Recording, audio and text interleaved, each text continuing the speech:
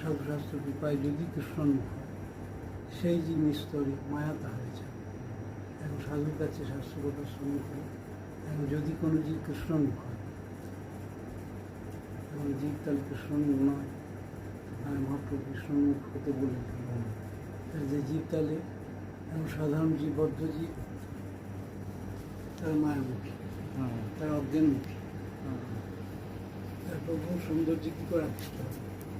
তারা মায়িক সৌন্দর্য আকৃষ্ট হয়ে যাবে।